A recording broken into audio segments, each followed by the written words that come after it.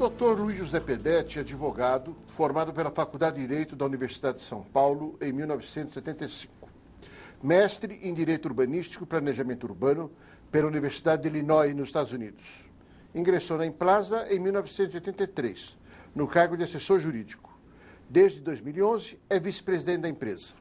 Na Fundação Faria Lima, Centro Estadual de Pesquisas de Administração Municipal, CEPAM, coordenou o processo de criação do município de Ilha Solteira.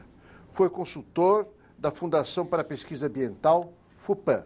Foi chefe de gabinete do presidente do Conselho Nacional de Justiça, junto ao Supremo Tribunal Federal. Colaborou na formulação da Lei Complementar número 760/94, sobre a Organização Regional do Estado de São Paulo.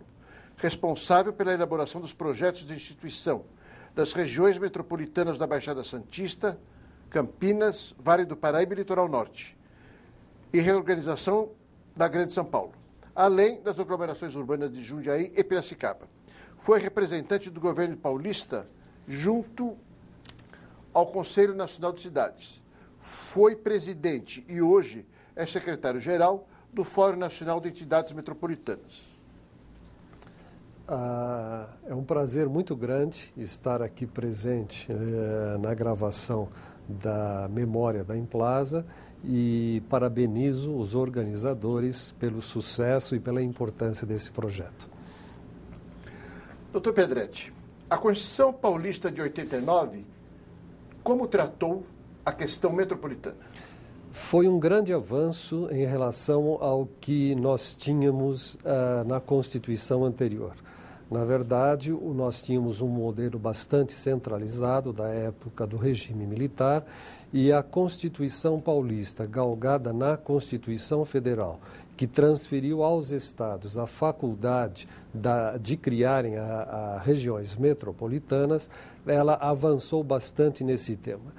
Resumidamente, foi criado um capítulo especial na Constituição do Estado que trata da organização territorial. E neste capítulo estão estabelecidos os princípios básicos desse novo sistema de gestão que hoje nós estamos implantando em São Paulo. Em suma, hoje nós temos um sistema compartilhado de gestão, onde de um lado o Estado e de outro os municípios que fazem parte de regiões metropolitanas, sentam em torno de uma mesma mesa para tratarem, discutirem e encontrarem soluções para os problemas de interesse comum. Ainda com relação à Constituição Paulista de 1989, como foi tratada a questão da gestão do território? Como eu disse, em face desse novo sistema de gestão, o território passou a ter uma nova importância no âmbito desse processo de organização territorial. Então, na verdade, o território metropolitano, onde nós encontramos as funções públicas de interesse comum, quais sejam aquelas que dizem respeito ao Estado e aos municípios, tiveram que ser tratadas ou estão sendo tratadas de maneira conjunta. Então, veja bem, o que nós temos hoje no território metropolitano são problemas, não é, que isoladamente nem o município e nem o Estado conseguem resolver, tendo em vista as competências constitucionais. Na verdade, o município detém a maior parte das competências relativas ao uso e ocupação do solo, transportes e assim por diante, enquanto ao Estado foram reservadas aquelas competências residuais, aquilo que sobrou ficou para o Estado. Então, na verdade, numa grande área metropolitana, podemos citar como exemplo a região de São Paulo, com 20 milhões de habitantes, não é? Sem este concurso de Estado e municípios, não há como se propor nenhum tipo de planejamento ou de organização do território. Então, a gestão do território hoje, está sendo realizada de maneira compartilhada, conjunta, entre estados e municípios. Doutor Pedretti, considerando a dinâmica do Estado federativo, o senhor acredita que a gestão metropolitana poderia acolher uma instância administrativa e política autônoma para as regiões metropolitanas? Sim, eu acredito e defendo esta ideia. Todavia, eu acho que ainda não é o tempo de implantarmos este novo sistema. E eu explico por quê. Na verdade, a Constituição Federal e mesmo as constituições estaduais, elas ignoraram, né, na verdade, a grande realidade metropolitana. Para que nós possamos fazer uma alteração na Constituição, aí eu diria seria o quarto poder de um estado metropolitano ou de um super município metropolitano, nós teríamos três coisas básicas para serem discutidas. Primeira coisa, uma grande discussão de âmbito nacional em todas as regiões metropolitanas e com a sociedade, porque nós estaríamos promovendo uma alteração no sistema federalista brasileiro. A segunda questão que eu colocaria é a questão da reforma política e da reforma tributária, justamente para que nós possamos ter esse novo ente com capacidade administrativa e política para exercer as suas funções. E a terceira questão que eu coloco é a questão da oportunidade e da conveniência de apresentar esse projeto. Nós temos no Brasil uma certa tradição de sermos muito lerdos na discussão dessas questões urbanísticas ou relativas ao planejamento urbano. Eu citaria como exemplo o Estatuto das Cidades, que demorou 19 anos para ser aprovado. Então, eu acredito que nós não temos hoje no país, aliás, eu digo que nós não temos no país nenhum sistema federalista adequado para fazer face a esses grandes problemas metropolitanos, e o que temos, na verdade, são sistemas de gestões implantados pelos estados que estão partindo para uma pactuação entre estados e municípios. Isso depende muito da boa vontade dos dois segmentos públicos, né, para que nós possamos atingir um objetivo comum ou um bem comum. Então, eu acredito que não para agora, mas no futuro, nós possamos ter realmente essa nova entidade metropolitana com personalidade e características administrativa e política. Em que medida a atual organização do Estado brasileiro, com uma forte autonomia municipal, contribui para um efetivo planejamento metropolitano? Na verdade, como eu estava comentando a respeito deste quarto poder, né? Um dia talvez nós tenhamos isso aí, como acontece em outros países do mundo, é que o nosso sistema federalista não permite esse tipo de arranjo em função das condições constitucionais, mas na verdade o que nós temos hoje não é um grande pacto que existe entre estados e municípios e o governo federal. Sem isso nós não podemos avançar. Hoje nós sabemos que a Constituição da República ela é uma Constituição municipalista.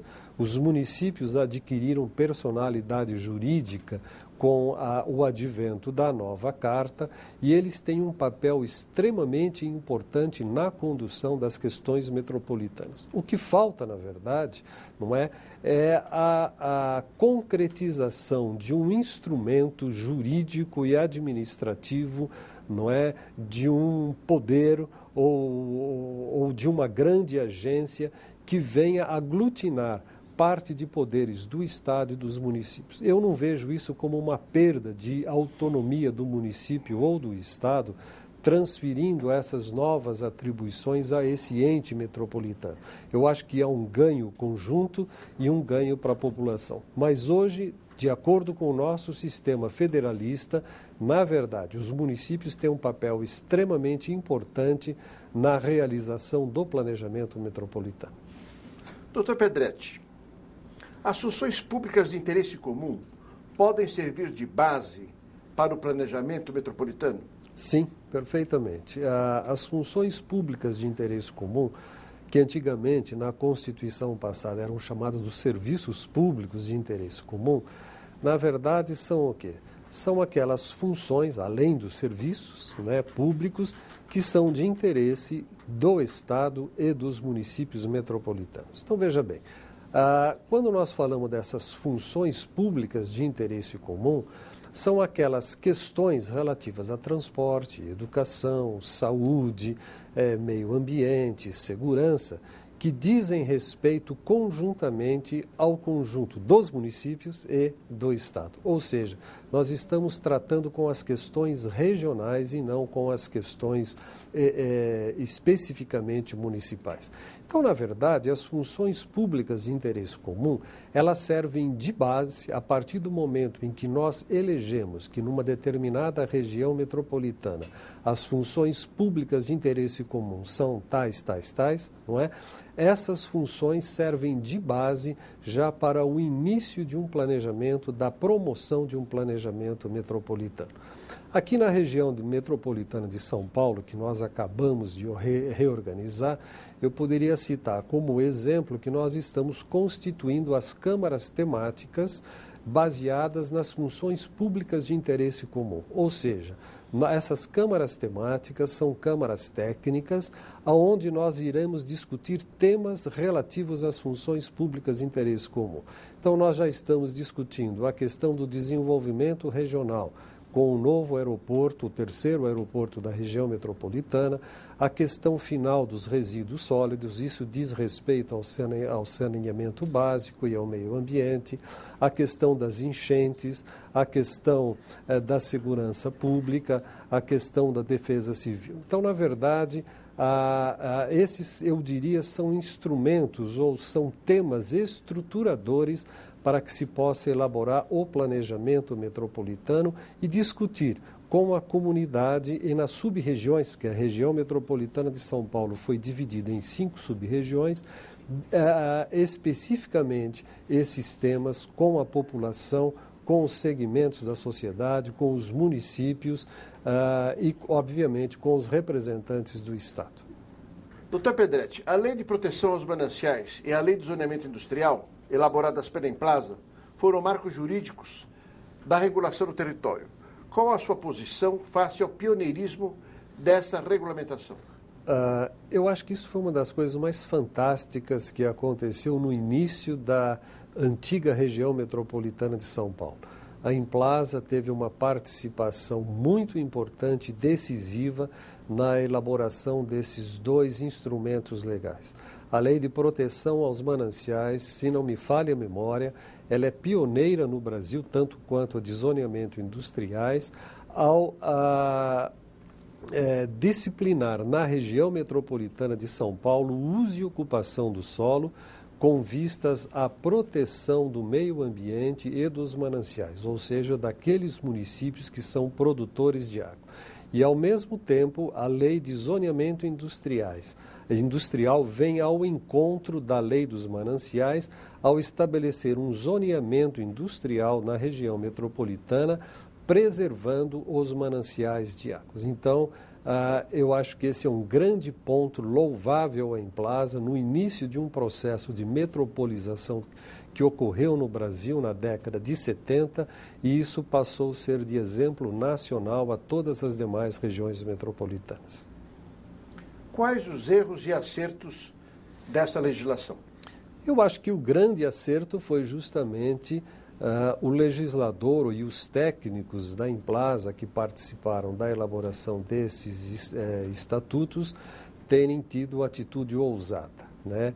E aqui rendo a homenagem também ao governador Paulo Egídio, que sempre incentivou esse tipo de atitude por parte da Emplasa. Foi o governador que nos deu todo o apoio na elaboração desse instrumento. E também ao ex-presidente da Implaso, doutor Eurico Azevedo, que também tanto contribuiu para isso. Então, eu acho que o grande acerto foi ousar numa legislação até então inédita no Brasil, onde se falava muito pouco de meio ambiente, e aqui nós então já começamos a preservar o meio ambiente para a produção de água para toda a região metropolitana.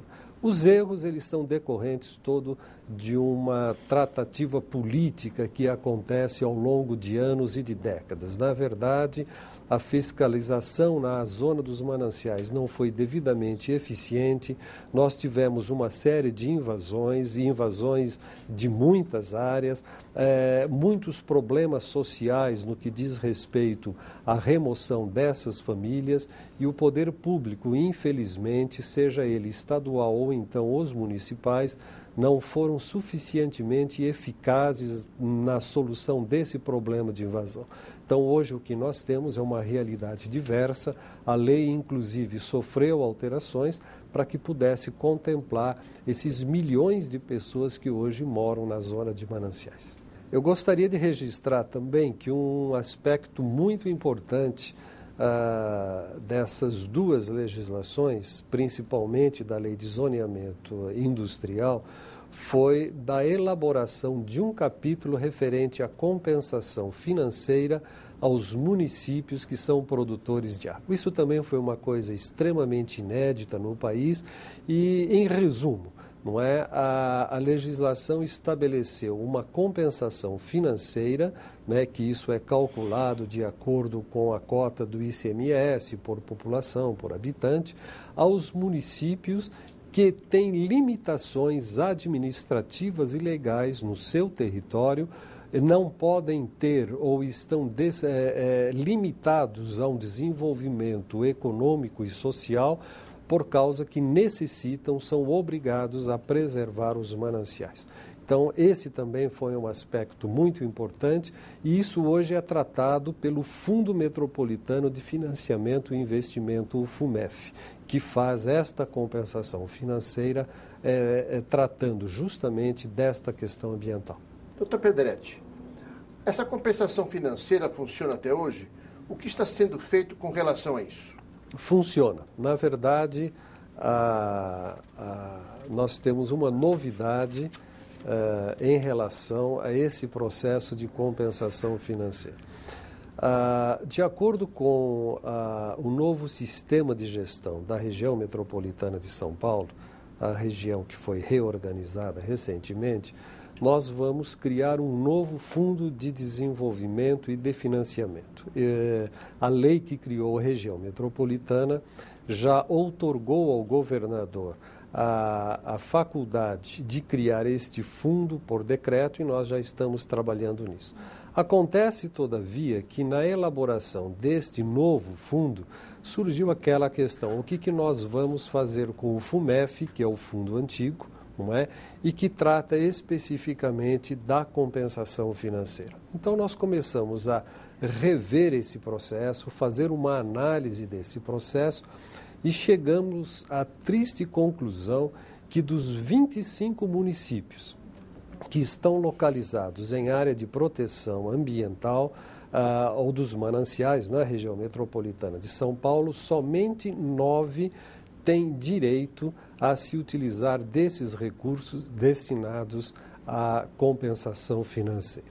Então, diante desta nova realidade, desses estudos preliminares que nós realizamos, e com a autorização do nosso secretário, do governador, nós então estamos elaborando este novo projeto. Esse novo projeto leva o FUMEF a uma nova condição institucional, não só na região metropolitana de São Paulo, mas será um fundo destinado a compensações financeiras em outras regiões metropolitanas do Estado. Nós estamos elaborando esse projeto em conjunto com a FIP e o objetivo é destinar ao FUMEF 2 atribuições básicas. A primeira voltada à questão ambiental, onde nós, de uma maneira muito mais objetiva e pragmática e olhando a realidade dos municípios hoje e das deficiências ou dos ativos ambientais que eles possuem, de fazer uma compensação financeira justa para que esses municípios possam ter um mínimo de desenvolvimento econômico e social. E do outro lado, um projeto também bastante inédito, nós estamos medindo os bolsões de pobreza ou então de economia reprimida em municípios da região metropolitana de São Paulo e montar um projeto visando a diminuição das desigualdades sociais e regionais. Então, esse seria um outro aspecto que o FUMEF teria, que seria então um fundo de características sociais. Doutor Pedretti, qual o papel dos executivos municipais na articulação política com os órgãos do Estado, visando uma integração metropolitana?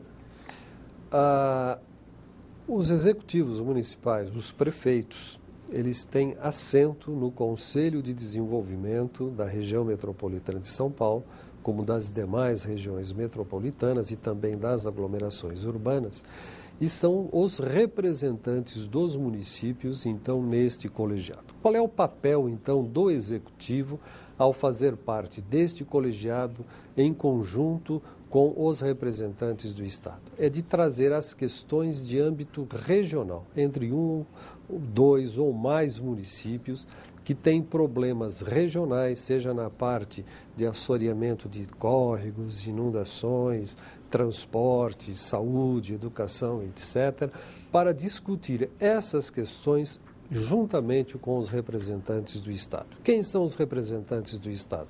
São os secretários de Estado ou os seus representantes titulares das funções públicas de interesse comum. Então, no que se diz respeito, por exemplo, ao transporte público de passageiros, nós temos o secretário de Transportes Metropolitanos, a questão do meio ambiente, o secretário do meio ambiente e assim por diante. Então, o que nós estamos promovendo nesse sistema de gestão compartilhado, na verdade, em torno desta mesa de negociação, nós estamos criando uma discussão objetiva entre os problemas metropolitanos, onde eu disse anteriormente que isoladamente nenhum município e nenhum estado consegue resolver. Então, o grande papel dos poderes executivos municipais, dos prefeitos ou dos seus representantes, é de trazer de uma maneira objetiva ao conselho, ao colegiado, essas demandas, esses problemas e também as propostas, para que nós possamos fazer uma construção coletiva, objetivando dar uma consecução definitiva, ou pelo menos a minimizar os problemas existentes nos municípios e na região. Como vê a atuação dos entes governamentais nas três instâncias de governo como agentes públicos para a implantação de políticas urbanas e metropolitanas? Eu vejo isso num grande pacto federativo que nós devemos realizar. Quer dizer, na verdade, os três entes de governo, tanto federal, estadual, como também os municipais, tem uma participação muito grande nesse processo do planejamento metropolitano e territorial. Todavia, alguns artigos da Constituição da República ainda não foram regulamentados, passados já mais de 20 anos.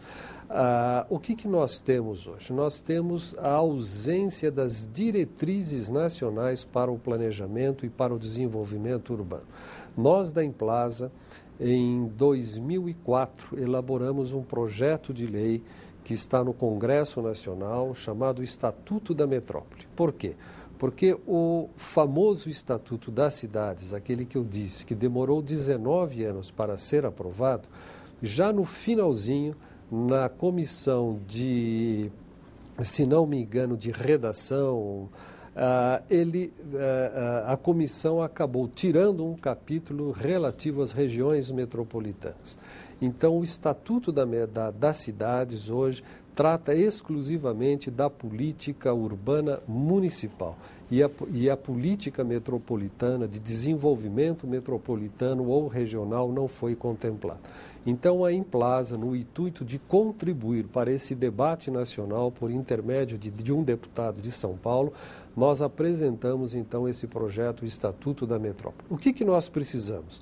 É que tanto a União como os governos estaduais e os municípios se unam, né, numa grande cruzada nacional para que nós possamos iniciar esse pacto federativo na construção desse grande instrumento, para que nós possamos depois, nos níveis inferiores, tanto os estaduais como os municipais, passarmos a proceder a esse planejamento metropolitano.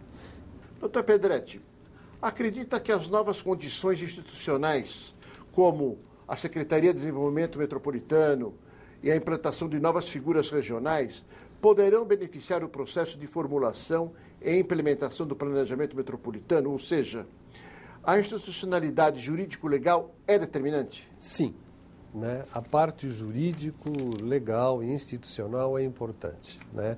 Na verdade, essa é a base para que nós possamos, então, construir todo esse sistema de gestão compartilhado conforme estabelece a nossa Constituição. Todavia, a parte mais importante, no meu entender, é a vontade política. Eu acredito que hoje, já no ano passado, no ano de 2011, com a criação da Secretaria de Desenvolvimento Metropolitano, a Implaza, o próprio governo do Estado de São Paulo, né, deram um passo muito importante na realização deste programa de institucionalização regional no Estado de São Paulo. Aliás, eu tenho dito até aos colegas da Implaza, e eles estão extremamente felizes e eufóricos, nós estamos voltando à época de ouro, ou estamos voltando não, mas isso nos lembra a época de ouro da Implaza, a época em que nós realizamos toda essa legislação de proteção aos mananciais, lei de indústrias, onde a Implaza tinha um papel muito importante no planejamento metropolitano. Então, hoje, com a criação da secretaria, com uma vontade política do governador e do nosso secretário, nós, em um ano, reorganizamos a região metropolitana de São Paulo, isso significa toda a parte jurídico-institucional, criamos a aglomeração urbana de Jundiaí, a região metropolitana agora do Vale do Paraíba, e estamos em processo de criação. O governador já enviou à apreciação da Assembleia Legislativa o projeto de lei que cria a aglomeração urbana de Piracicaba. Não só criamos, mas já estamos dando musculatura a todos esses organismos regionais.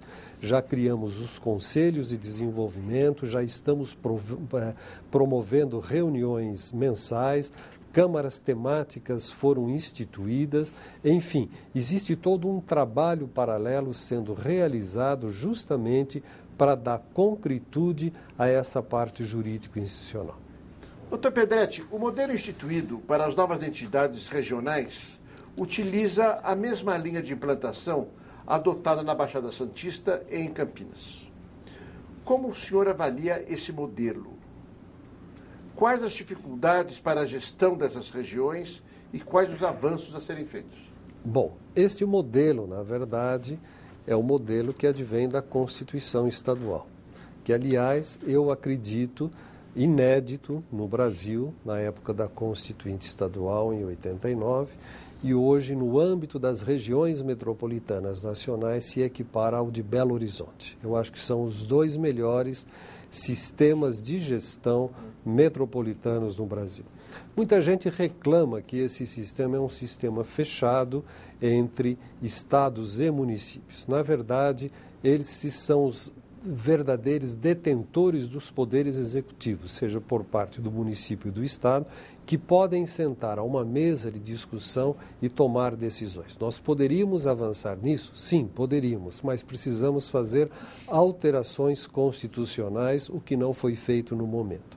O que nós estamos vendo, então, na verdade, é um processo que se reiniciou, né, neste governo, com a institucionalização de novas regiões e de aglomerações urbanas, e eu entendo que nós devemos, daqui a alguns anos, fazer uma reavaliação desse sistema, saber como é que ele tem se comportado, esses conselhos de desenvolvimento, os conselhos consultivos subregionais, as câmaras temáticas, como é que essas questões metropolitanas têm sido tratadas, quais as soluções que têm sido apresentadas para que no futuro nós possamos fazer os devidos ajustes. Eu entendo, todavia, que o ajuste permanente, repito aqui, é partir para um novo pacto federativo.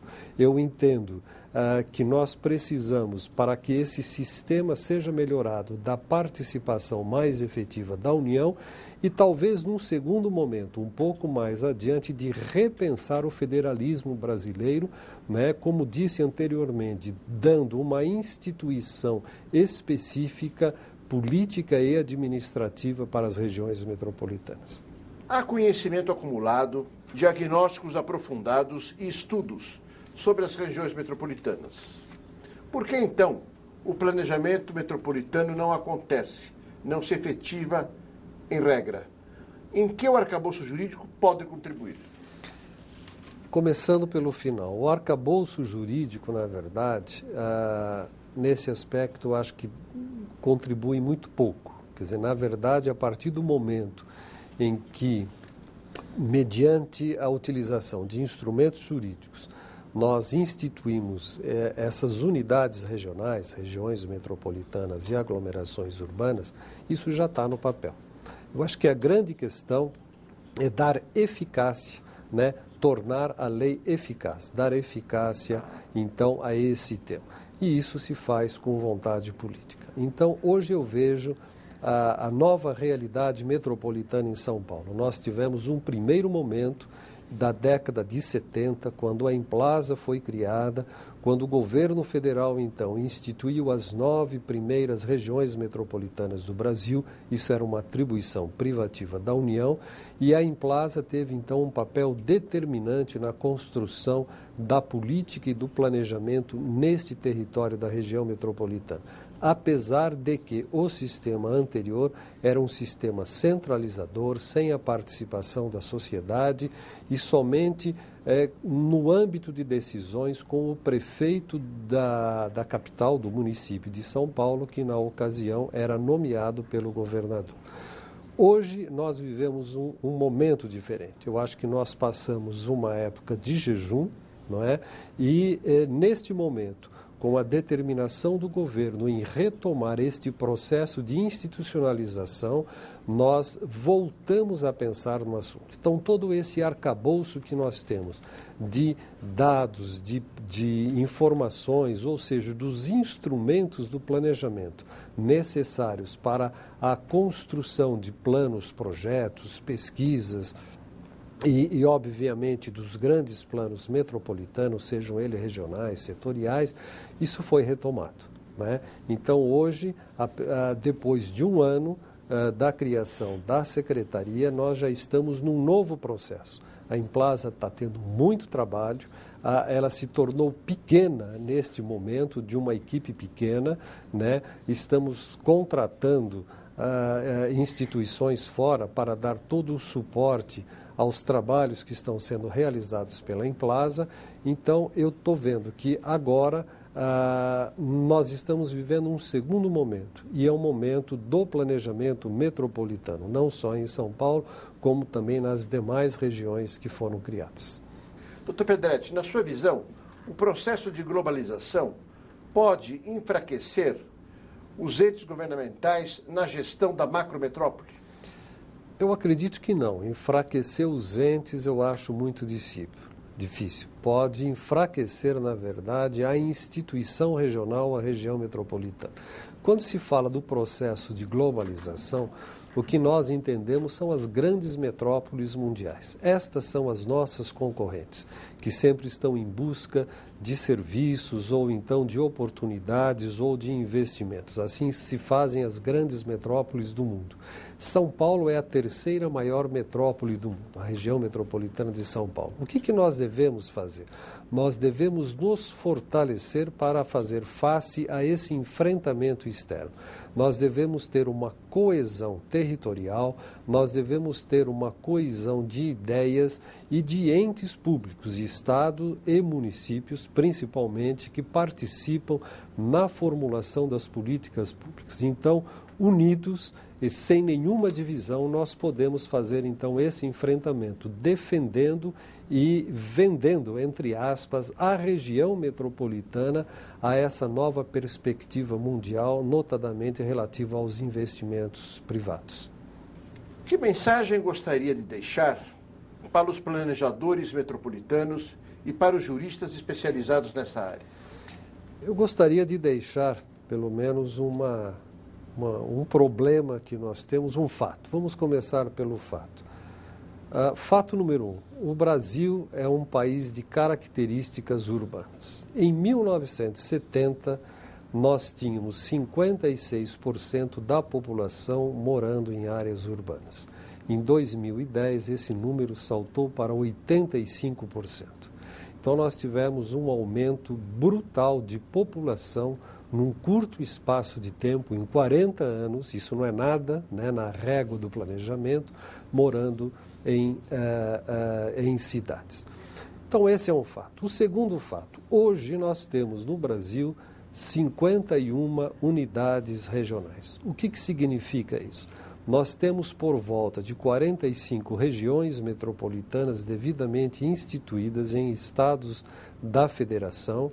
Nós temos as RIDs, que são regiões integradas de desenvolvimento, essas criadas pelo governo federal. Brasília, por exemplo, é uma RID, são aquelas regiões que contemplam mais de um estado, e nós temos as aglomerações urbanas, algumas em São Paulo e outras no Rio Grande do Sul. Acreditem ou não, mais da metade da população brasileira habita essas áreas.